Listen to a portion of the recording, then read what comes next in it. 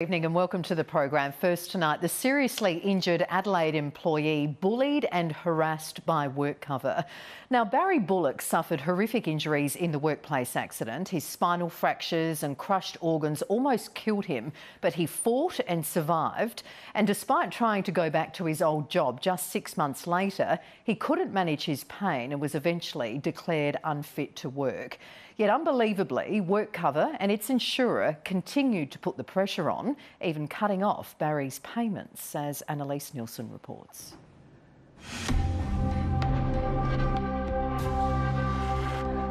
He's supposed to protect the injured worker, and he did completely the opposite. I'm lucky I have my wife and my immediate family, because I wouldn't be here.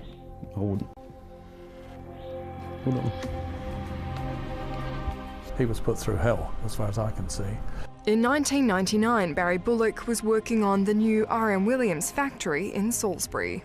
It was quite a big site. There was multiple trades on site, and we were doing the heater exchanges for the factory, air conditioning units on top of the roof. One afternoon, he and another worker were on the platform of the scissor lift as it drove through a door frame. He ducked into the scissor lift and he went underneath the doorway while I was facing the opposite way. In an instant, Barry was trapped in the 10-centimetre gap between the platform safety rail and the door. I knew I was getting pulled, and I was going through my head that I'm dead.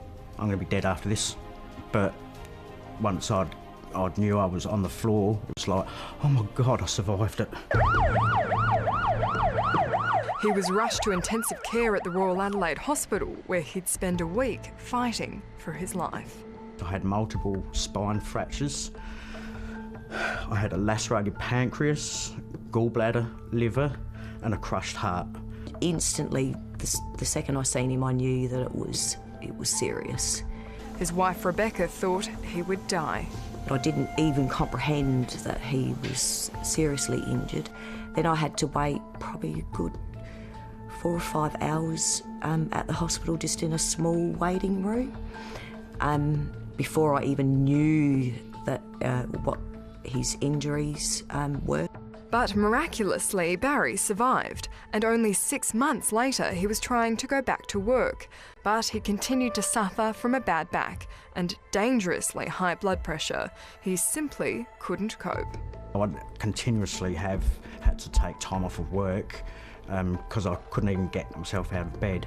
And that went on for about 1.5 years to 2 years. I think I was in that scenario, and then WorkCover decided that I can't do that anymore and terminated my employment.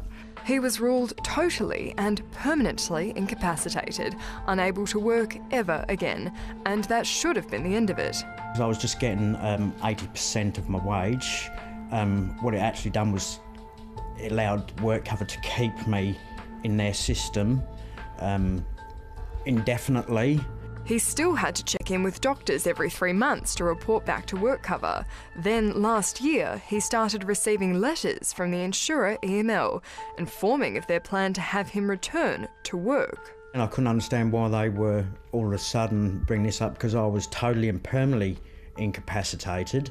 And all of a sudden they were bringing in their officials and their doctors to start saying that there was nothing wrong with me. Last year, Barry collapsed with his heart, so he was rushed into hospital and had to have a pacemaker put in because his heart keeps stopping. While Barry was in hospital, his wife Rebecca came under pressure. And the second that WorkCover found out that Barry was in hospital, I started having phone calls from his case manager stating that we're now going to start doing more return to work on Barry. Then their payments ceased, causing them to almost lose their home. If it wasn't for my parents and Barry's mum and dad, they helped us out quite a bit. Or otherwise, yes, we would have lost everything. So they sought help from the WorkCover Ombudsman Wayne Lyons and were shocked when he agreed Barry should be required to perform rehabilitation activities, even though acknowledging there was no reasonable prospect of a return to work. The WorkCover Ombudsman is in the position of power. He should have been able to have protected me just a fraction, just to give that's what he's there for, to help the workers, but he completely was there for WorkCover's cause.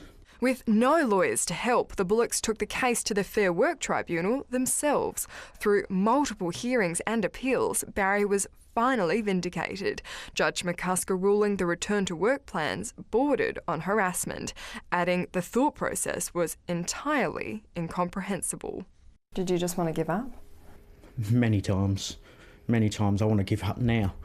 I just feel like jumping in a tinny and rowing off the face of the earth with what they've done to me. It's unquestionably an abuse of the system. Kevin Pearce is a former director of WorkCover and now expert with the CQU Appleton Institute in Adelaide.